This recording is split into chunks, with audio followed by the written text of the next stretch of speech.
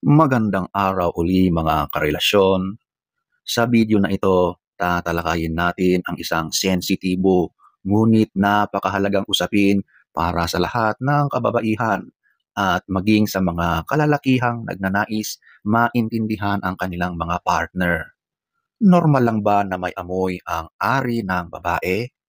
Oo, may amoy po talaga. Pero kailan ito normal at kailan ito dapat ikakabahala? Sabay-sabay nating alamin ang buong katotohanan. So huwag na tayong magpaligoy-ligoy, ating aalamin. Number one, normal ba na may amoy ang ari ng babae? Ang simpleng sagot, oo, normal lang po. Ang vagina ay may natural na amoy. Hindi pabango, hindi powder, at lalong hindi zero scent. Ito ay bahagi ng natural na balance ng katawan.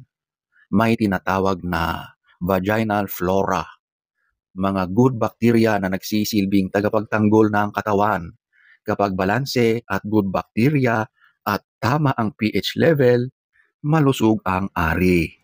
Normal po ang banayad na amoy, musky o parang pawis. Medyo maasim pero hindi malansa. Nagbabago depende sa menstrual cycle, pawis, pagkain, hormones at sexual activity. Tandaan, ang vagina ay self-cleaning. Kapag sobra ang paglilinis, lalo itong nasisira. Kapag wala talagang amoy, baka sobrang linis ang ginawa mo. Medyo may disadvantage din yon. Kaya huwag matakot kung may naaamoy kang natural scent. Ang mahalaga ay malinis, hindi nangangati, at walang masamang amoy. Number two, mga posibleng sanhi ng amoy. Before and after ng kanyang regla, nag-iiba ang amoy dahil sa blood at iron. Normal ito lalo na sa first few days ng period. Pawis at init ng panahon. Mainit, kulob, o nag-jogging ka. Natural na magkakaroon ng amoy ang singit o crotch area. Hindi ito infection, kundi resulta ng moisture at friction. Pagkain at lifestyle. Garlic, onions, spicy food, at alcohol ay pwedeng makaapekto sa body odor. Pati paninigarilyo ay nagpapabago sa amoy ng ari. Hormonal changes, puberty, pagbubuntis, menopause, lahat ito ay may epekto sa amoy. May times na mas maasim, minsan musky, depende sa estrogen level.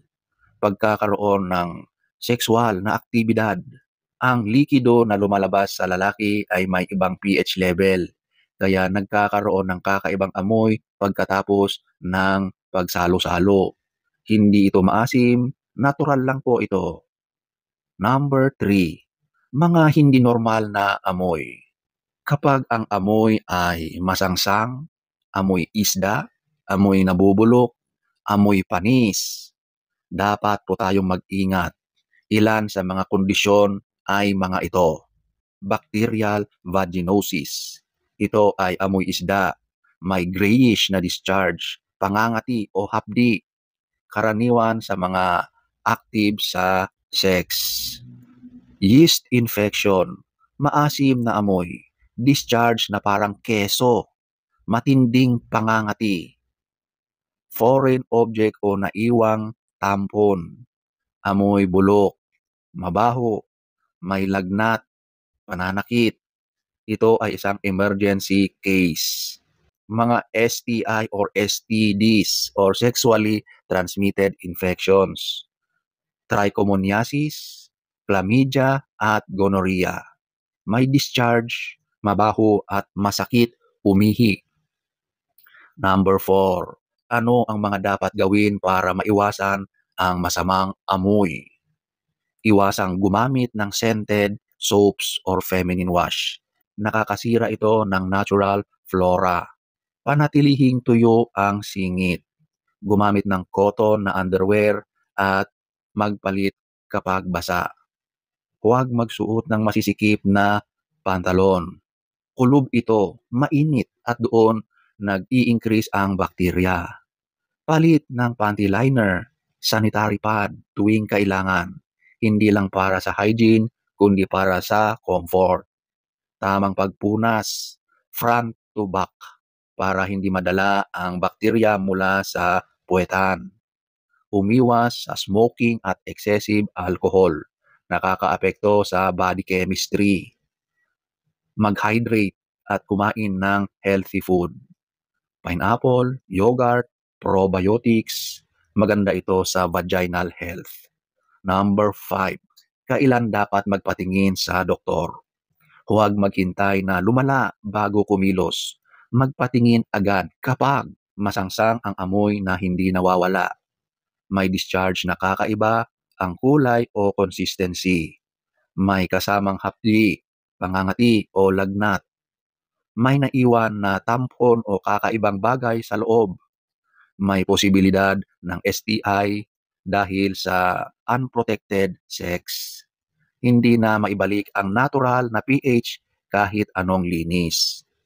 Huwag mahiya sa pagpunta sa iyong doktor. Ang mas dapat ikahiya ay ang pinabayaan mo ang sarili mo. Number 6, kultura at kahihiyan. Itigil na natin ito.